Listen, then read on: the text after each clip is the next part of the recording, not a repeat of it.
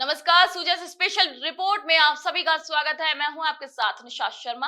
आइए special report पर एक नजर डालते हैं। जयपुर के दादिया में आयोजित कार्यक्रम में केंद्रीय गृह मंत्री श्री अमित शाह ने राजस्थान पुलिस के लिए 100 नए वाहनों को हरी झंडी दिखाकर रवाना किया। इसी मौके पर उन्होंने सहकारी उत्पादों की प्रदर्शनी का भी अवलोकन किया। कार्यक्रम के दौरान अमित शाह ने सरकारी नौकरी पाने वाले 8,000 युवाओं को नियुक्ति पत्र वितरित किए, जिससे युवाओं में खासा उत्साह भी देखने को मिला। युवाओं को रोजगार उपलब्ध कराने की इस पहल को राज्य सरकार की बड़ी उपलब्धि माना जा रहा है। इसके लिए प्रशासनिक सुधार विभाग की ओर से आयोजन स्थल पर 2 विशेष स्टॉल भी लगाए गए थे। श्री अमित शाह ने कार्यक्रम के दौरान 500 मीट्रिक टन भंडारण क्षमता वाले 24 अनाज गोदामों और 64 मिलेट्स केंद्र का वर्चुअल उद्घाटन किया। ये केंद्र किसानों को अनाज भंडारण और मोटे अनाज के उत्पादन में सहायता प्रदान करेंगे। इसके साथ ही गोपाल क्रेडिट कार्ड योजना के तहत 1400 गोपालकों को कुल 1200 करोड़ रुपए के ऋण वितरित किए गए, जिससे पशुपालकों को आर्थिक संबल मिलेगा। आपको बता दें कि केंद्रीय गृह मंत्री श्री अमित शाह ने अपने संबोधन की शुरुआत भारत माता की जय के उद्घोष से की और इसके साथ ही उन्होंने राजस्थान की पावन भूमि को नमन किया। उन्होंने कहा कि सहकारिता आंदोलन ने बीते 100 वर्षों में भारत के विकास में महत्वपूर्ण भूमिका निभाई है और आने वाले 100 वर्ष सहकारिता के क्षेत्र के व्यापक विकास को समर्पित होंगे।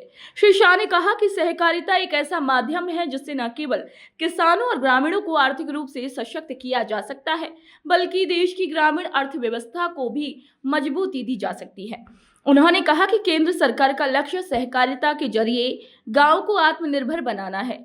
ग्रामीण क्षेत्र के लोगों को रोजगार, बेहतर जीवन स्तर और आर्थिक सुरक्षा प्रदान करने के लिए सहकारिता को एक सशक्त साधन के रूप में विकसित किया जा रहा है। कि विगत 100 साल के अंदर सहकारिता ने देश के विकास में बड़ा योगदान दिया है, मगर आने वाले 100 साल सहकारिता के 100 साल है। हर गांव, हर विकास, हर गांव, हर गरीब, हर किसान तक सहकारिता को पहुंचाने के लक्ष्य के साथ नरेंद्र मोदी जी ने केंद्र सरकार में एक स्वतंत्र सहकारिता मंत्रालय स्थापित किया है। आज 98% ग्रामीण क्षेत्र में सहकारिता की सक्रिय भूमिका है। देश का धान और गेहूं की खरीदी में लगभग 20% योगदान सहकारिता का है। उर्वरक के उत्पादन में 35% उर्वरक सहकारिता के माध्यम से उत्पन्न होता है। 30% चीनी सहकारिता के माध्यम से उत्पादित होती है। श्री अमित शाह ने राजस्थान की कृषि उपलब्धियों की सराहना करते हुए कहा कि राज्य मूंगफली, ज्वार, चना और तिलहन उत्पादन में देश भर में अग्रणी स्थान रखता है। उन्होंने कहा कि राजस्थान की जलवायु और किसान की मेहनत ने राज्य को कृषि के क्षेत्र में विशिष्ट पहचान दिलाई है। श्री शाह ने ऊंटनी के दूध पर शुरू किए गए अनुसंधान की भी प्रशंसा की। उन्होंने कहा कि ये पहल न केवल ऊंटनी के दूध के पोषण मूल्य को उजागर करने का कार्य करेगी, बल्कि इससे ऊंटों के संरक्षण के प्रयासों को भी बल मिलेगा। श्री शाह ने कहा कि अनुसंधान भविष्य में ऊंटों के अस्तित्व को सुरक्षित करने में महत्वपूर्ण भूमिका भी निभाएगा। मैं राजस्थान आया हूं। राजस्थान को पूरा देश ऊंटों की भूमि के रूप में जानता है।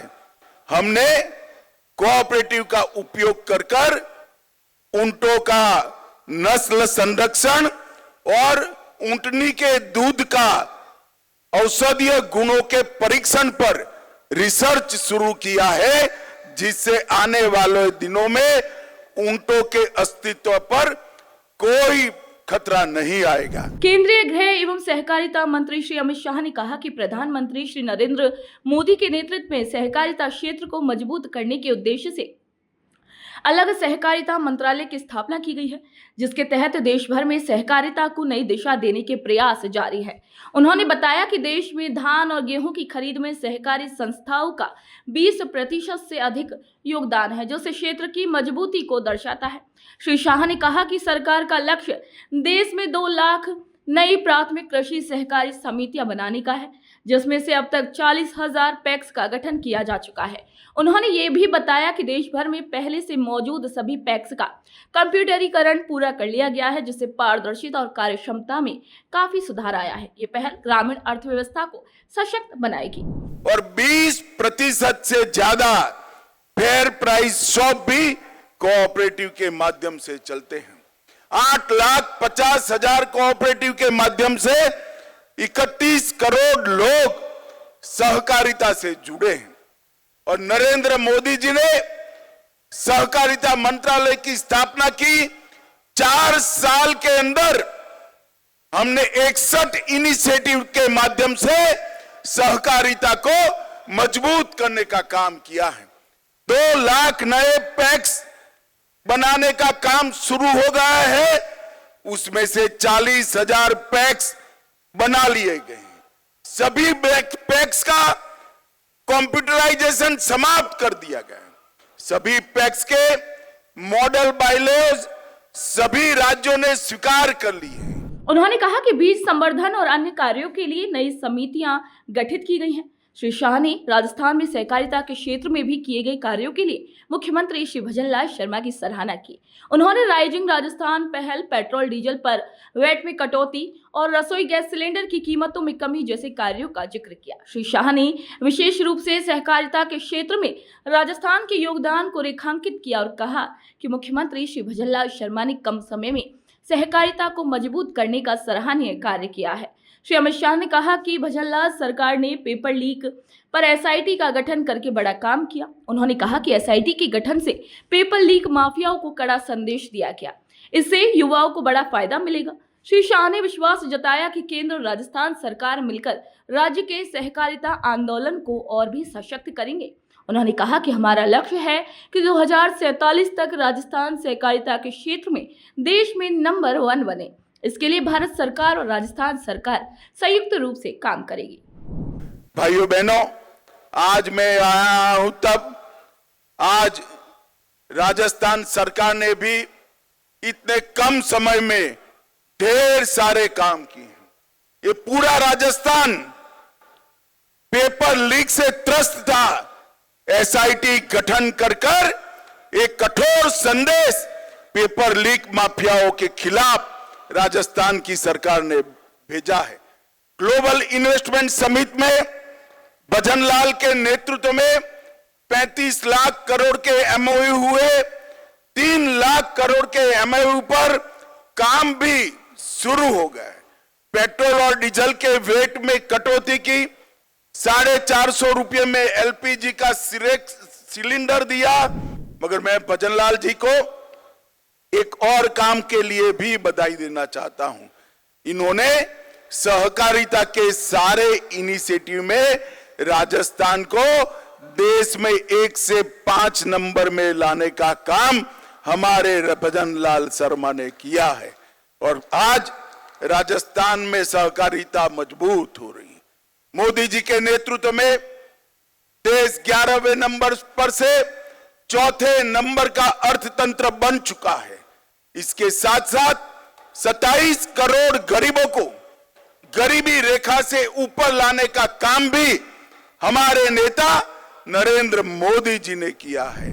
वहीं मुख्यमंत्री श्री भजनलाल शर्मा ने सभा को संबोधित करते हुए कहा कि राजस्थान में भी डबल इंजन की सरकार के रूप में काम कर रही है, जो गरीबों, किसानों और युवाओं के विकास को प्राथमिकता दे रही है। उन्होंने बताया कि गोपालक योजना के तहत पशुपालकों को 1 लाख रुपए तक का ब्याज मुक्त ऋण उपलब्ध कराया जा रहा है। इससे ग्रामीण क्षेत्रों के पशुपालकों को बड़ा लाभ मिल रहा है। अब तक इस योजना के अंतर्गत 300 करोड़ रुपए से अधिक का ब्याज मुक्त ऋण वितरित किया जा चुका है। उन्होंने कहा कि सरकार का लक्ष्य है कि हर जरूरतमंद को स्वरोजगार के अवसर मिले और वे आत्मनिर्भर बन सके। मंत्री श्री भजनलाल शर्मा ने अपने संबोधन में कहा है कि प्रदेश में पेपर लीक जैसे गंभीर मामलों को रोकने के लिए सख्त कदम उठाए गए। इसके लिए एसआईटी का गठन किया गया है, जो इन मामलों की गहराई से जांच कर दोषियों के खिलाफ कड़ी कार्रवाई कर रही है।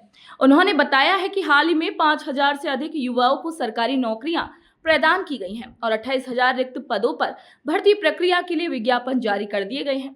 मुख्यमंत्री ने कहा कि अगले 5 वर्षों के भीतर 4 लाख युवाओं को सरकारी नौकरी देने का लक्ष्य निर्धारित किया गया है। साथ ही सरकार युवाओं को रोजगार देने के लिए प्रतिबद्ध होकर लगातार काम भी कर रही है। तो सुजस स्पेशल रिपोर्ट में आज के लिए इतना ही। फिर आप सभी से मुलाकात होगी नई खबर नई जानकारियों के साथ। तब तक के लिए नमस्कार।